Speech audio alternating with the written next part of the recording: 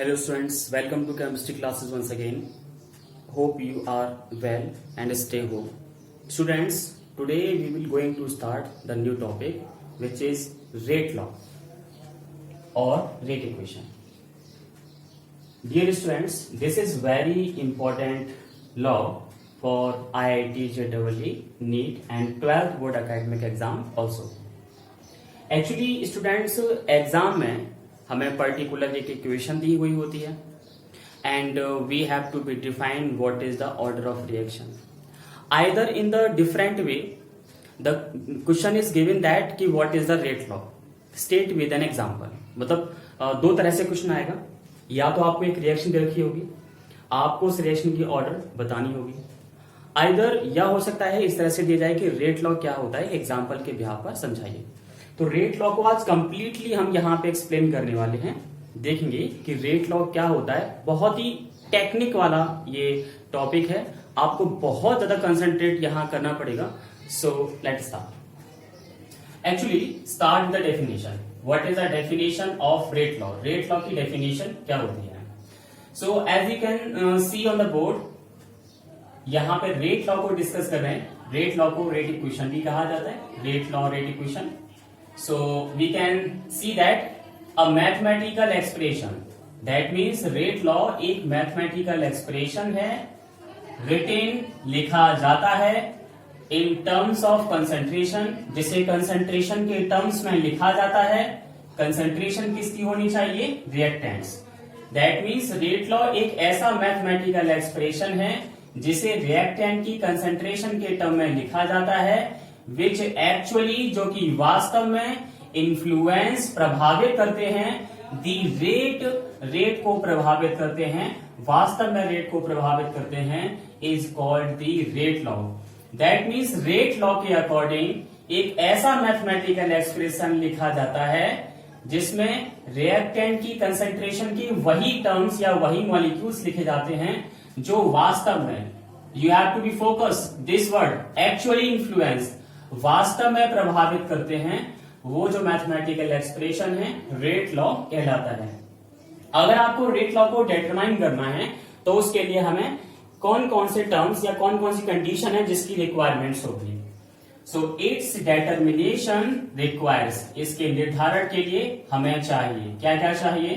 First point information that means जानकारी about the number of the moles of the reactants के मोल की जानकारी consumed जो कि खर्च होते हैं यानी कि डिसअपियर होते हैं ड्यूरिंग दी रिएक्शन मतलब हमें जानकारी चाहिए रिएक्टेंट के उन मॉलिक्यूल्स की जो वास्तव में रिएक्शन के ड्यूरिंग खर्च होते हैं दैट मीन्स डिसअपियर होते हैं। सेकेंड इंफॉर्मेशन क्या चाहिए अ नॉलेज ऑफ इंटरमीडिएट्स हमें उस इंटरमीडिएट्स की जानकारी भी चाहिए प्रोड्यूस्ड जो कि उत्पन्न होता है ड्यूरिंग दी रिएक्शन के दौरान and how much they accumulate during the early period of the reaction और वह किस तरह से अभिक्रिया की प्राथमिक गति को प्रभावित करता है।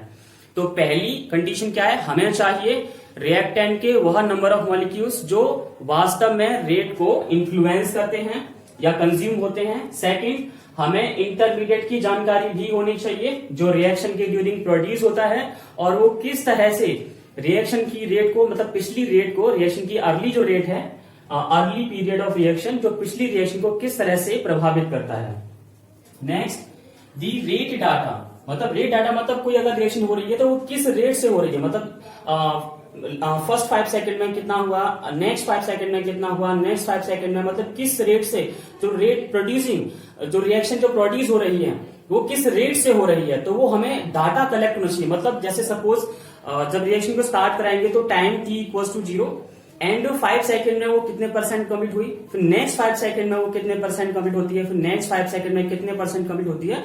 So the collecting the information of all the जो readings known as a rate data. तो रेट डाटा जब न्यूमेरिकल करेंगे तो हमको रेट डाटा दिया जाया करेगा मतलब डिफरेंट टाइप में different complete the reaction.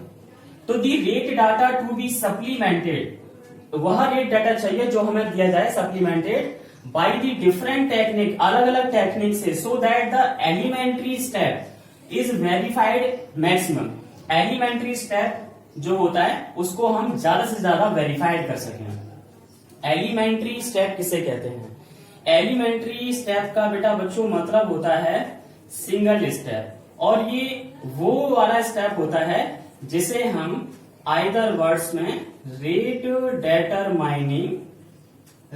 डेटरमाइनिंग step भी कहते हैं, और इसे अनोदर वर्ड में प्यारे बच्चों स्लो स्टेप भी कहा जाता है। तो हमने यहाँ पे क्या लिखा? हमें रेट डाटा चाहिए जो कि अलग अलग टेक्निक से प्राप्त किया गया हो, जो कि हमें एलिमेंट्री स्टेप को वेरीफाइड करने में अधिकतम मदद करे। एलिमेंट्री स्टेप मतलब वही स्टेप जिसके द्वारा रेट को डिटरमाइन किया जाए। एलिमेंट्री स्टेप का मतलब बताया मैंने, सिंगल स्टेप या फिर रेट डिटरमाइनिंग स्टेप या फिर स्लो स्टेप।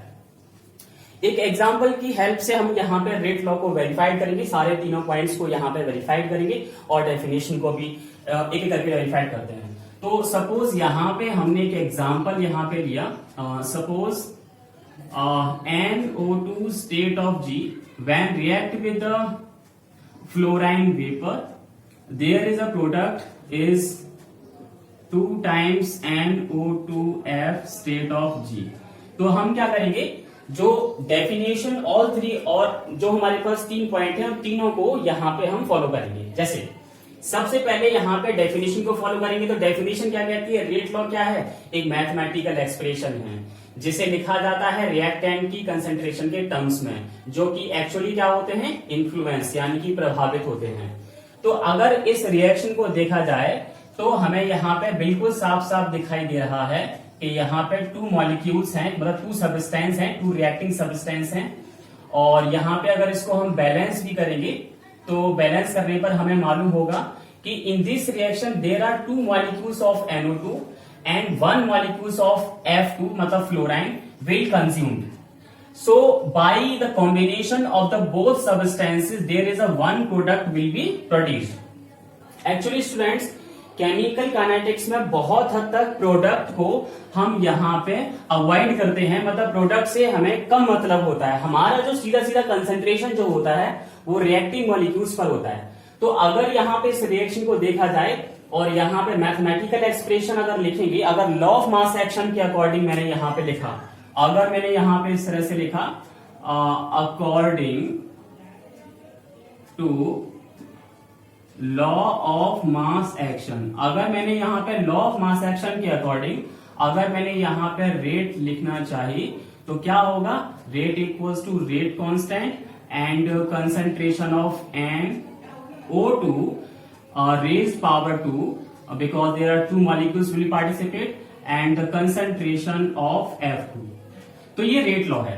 तो रेट लॉ ने क्या किया? रेट लॉ तो सिंपली वो करता है कि वो जितने मॉलिक्यूल्स वहां उसे रिएक्शन में दिखाई पड़ रहे हैं, वो सारे जितने भी मॉलिक्यूल्स उन सबको एक्यूमुलेट करता है।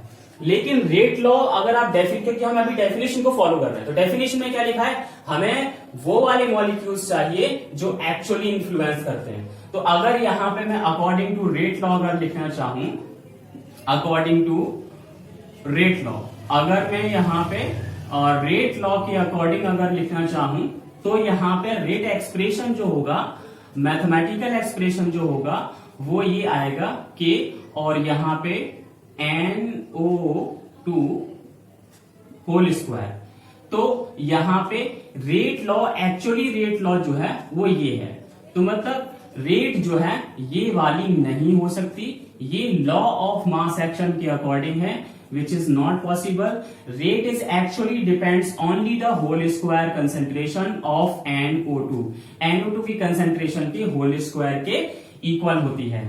इसका मतलब यहाँ पे होल स्क्वायर लग रहा है, तो ऑर्डर जो है कौन सी हो गई? Second order. इसका मतलब ऊपर वाली जो रिएक्शन है ये सेकंड ऑर्डर रिएक्शन है।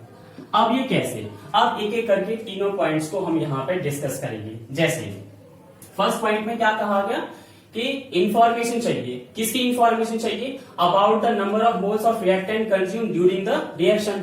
केवल उन्हीं मॉलिक्यूल्स की हमें जरूरत पड़ेगी जो एक्चुअली कंज्यूम होते हैं। अब वो कैसे मालूम पड़ेगी? तो उसके लिए हमें चाहिए mechanism of reaction. That means how this reaction takes place and this information is provided by the mechanism of the given reaction। तो हम यहाँ पे क्या करेंगे, हम पॉइंट के लिए यहाँ पे मैकेनिज्म लिखेंगे, इस रिएक्शन की मैकेनिज्म क्या होगी, तो mechanism of reaction. So mechanism के बारे में अगर बात करें तो my dear student, this is not a elementary reaction. Elementary reaction is what, those reaction which takes place only in one steps known as the elementary reaction, while those of reaction which takes place more than one step known as the complex reactions or supplementary reactions। तो मतलब complex reaction है ये वाली, या multi step reaction है जो एक से ज्यादा स्टेप में पार्टिसिपेट करेगी या कंप्लीट होगी। तो मैकेनिज्म के बारे में बात करेंगे तो किस तरह से ये रिएक्शन प्रोड्यूस होगी, तो यहाँ पे सबसे पहला जो स्टेप होगा, स्टेप 1, जिसमें क्या होगा कि NO2 का जो वन मॉलिक्यूल है, NO2 स्टेट ऑफ G, वो फ्लोरीन की मॉलिक्यूल्स के साथ यहाँ पे ट्रीट करेगा, और ट्रीट करके जैसा कि हमने यहाँ पे सेकंड वाले पॉइंट में लिखा है कि इंटरमीडिएट भी पता होना चाहिए, मतलब उन नंबर ऑफ मॉलिक्यूल्स की जानकारी होनी चाहिए जो एक्चुअली इन्फ्लुएंस करते हैं, और वो कैसे पता पड़ेगा कि रिएक्शन की मैकेनिज्म पता होना चाहिए, और रिएक्शन की मैकेनिज्म में जो इंटरमीडिएट्स बनते हैं वो भी पता होना चाहिए। तो यहाँ पे एक इंटरमीडिएट यहाँ पे कंपाउंड बनेगा जिसके बारे में हम देखेंगे। एक तो मॉलिक्यूल्स बनेगा NO2 F state of G, and एक बनेगा बेटा फ्लोरीन जो कि फ्री रेडिकल है, और यहाँ पे ये हमारा जो है बेटा इंटरमीडिएट है। My dear students, for the second point, as you know that कि इंटरमीडिएट के बारे में भी जानकारी होनी चाहिए जो कि प्रोड्यूस होता है। तो यहाँ पे हमारा फ्लोराइन रेडिकल, जो यहाँ पे आप देख पा रहे हैं, फ्लोराइन फ्री रेडिकल जो है हमारा यहाँ पे इंटरमीडिएट है, जो कि इस रिएक्शन की मैकेनिज्म को क्या करेगा, इन्फ्लुएंस करेगा या एक्यूमुलेट करेगा। तो अब देखेंगे यहाँ पे रेट डाटा, तो भी रेट डाटा तो यहाँ पे है नहीं है। अब यहाँ पे स्टेप 2 की बात करेंगे, स्टेप 2। तो स्टेप 2 में क्या होगा कि ये जो इंटरमीडिएट यहाँ बनता है वो बचे हुए सेकंड मॉलिक्यूल्स यानी कि NO2 के सेकंड मॉलिक्यूल्स के साथ यहाँ पे ये फ्री रेडिकल जो है कंबाइन करता है, और फाइनली जो है हमारा product NO2F state of G produce करता है। तो अगर हम इस दोनों स्टेप को टोटल ऐड करेंगे, दैट मीन्स नेट रिएक्शन अगर यहाँ निकालेंगे, तो ये इस तरह से कैंसिल हो जाएगा, और ये इससे कैंसिल हो जाएगा। फाइनली क्या होगा कि NO2 एक मॉलिक्यूल ये रहा, so there are two molecules of NO2 state of G and the one molecules of F2 state of G, and gives out यहाँ पे 2 times of NO2F state of G। तो मतलब ये हमारी दी हुई रिएक्शन तो आ गई, लेकिन बच्चों हमें कैसे पता पड़ेगा वो कौन सा रेट डाटा है जो कि हमें इंफॉर्मेशन देगा, क्योंकि हमें पता तो नहीं पड़ा ना, मैकेनिज्म तो हो गई, लेकिन ये पता नहीं पड़ा कि यहाँ पे कैसे रेट जो है केवल NO2 की कंसेंट्रेशन पर ही डिटरमाइंड है और उसी पे डिपेंड करती है, फ्लोरीन के मॉलिक्यूल्स पर नहीं। तो वो कैसे मालूम पड़ेगा यहाँ पे, तो यहाँ पे बच्चों क्या होगा, यहाँ पे हमने ये होल स्क्वायर लिखा है, सॉरी यहाँ पे केवल NO2 आएगा, और ये जो है फर्स्ट ऑर्डर रिएक्शन होगी, फर्स्ट ऑर्डर, क्योंकि यहाँ पे एलिमेंट्री रिएक्शन हमने यहाँ पे देखी, तो ये फर्स्ट ऑर्डर रिएक्शन होगी। वो कैसे, क्योंकि यहाँ पे 2 स्टेप हुए, इन 2 स्टेप में ये वाला जो स्टेप है प्यारे बच्चों वो स्लो स्टेप है, और ये वाला जो स्टेप है वो फास्ट स्टेप है, और हमारी जो डेफिनेशन और उसके पॉइंट्स क्या कहते हैं, हमें वह रेट डाटा चाहिए जो कि एलिमेंट्री स्टेप को वेरीफाइड कर सके। मतलब जो रिएक्शन की जो रेट होती है, it's only depends on the slower step of the multi step reaction. मतलब अगर कोई मल्टी स्टेप रिएक्शन है तो उस मल्टी स्टेप रिएक्शन के लिए रिएक्शन की जो रेट है वो केवल और केवल स्लो स्टेप पर ही डिपेंड करेगी। तो यहाँ पे 2 स्टेप होते हैं मल्टी स्टेप में, 2 स्टेप हैं, फर्स्ट स्टेप जो है स्लो है और सेकंड स्टेप जो है फास्ट है। तो स्लो स्टेप की अगर हम यहाँ बात करेंगे तो यहाँ पे कि कौन कौन से मॉलिक्यूल्स पार्टिसिपेट कर रहे हैं, NO2 और F2। इसका मतलब यहाँ पे एक मॉलिक्यूल्स NO2 आना चाहिए और एक molecules F2। Sorry for that, यहाँ पे सेकंड ही होगा क्योंकि हमें स्लो स्टेप चाहिए। स्लो स्टेप में जो भी पार्टिसिपेट कर रहा है, यहाँ पे कितने भी मॉलिक्यूल्स हों, वही जो है रिएक्शन की रेट होगी। तो रेट जो है वो केवल एक मॉलिक्यूल्स ऑफ NO2 और एक मॉलिक्यूल्स ऑफ F2 पर डिपेंड करेगी। So finally the rate very be rate constant के, और स्लोअर स्टेप में जो भी रिएक्टिंग मॉलिक्यूल्स रहे हैं उनकी कंसंट्रेशन दैट मीन्स NO2 केवल एक मॉलिक्यूल्स है। नेट रिएक्शन पे आपको नहीं जाना है, आपको केवल स्लो स्टेप पे कॉन्सेंट्रेट करना है।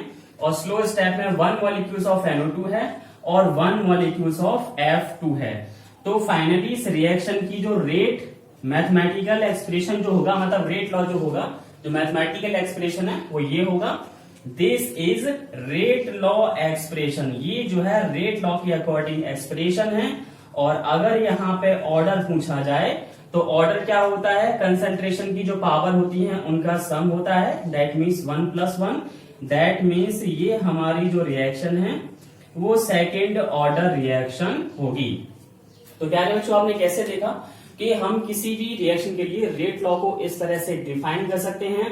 एंड अब आप कहोगे सर हम कैसे मैकेनिज्म हम तैयार करेंगे, तो आपको अपनी कोई भी NCERT बुक या कोई भी सप्लीमेंट्री बुक लेनी है और आपके सिलेबस में जो भी एग्जाम्पल हैं उनको बाई हैंड आप रिटन करके सारे एक्सप्रेशन लिखिए और उनको समझिए, क्योंकि it is only the play of practice. ये केवल एक प्रैक्टिस का ही खेल है, आप इसे कभी भी याद नहीं कर सकते, क्योंकि हमारे पास सिलेबस में लिमिटेड एग्जाम्पल्स हैं। उनको आपको जिस तरह से मैंने यहाँ पे एक नोट्स प्रिपेयर किया है, यहां से शुरू किया है यहां से यहां तक, ऐसे ही हमारे सिलेबस में जितने भी एग्जाम्पल है उन सबको एक एक करके डील करें। अगर किसी भी एग्जाम्पल में कोई भी प्रॉब्लम आ रही है then you will be comment in the comment box. Thank you.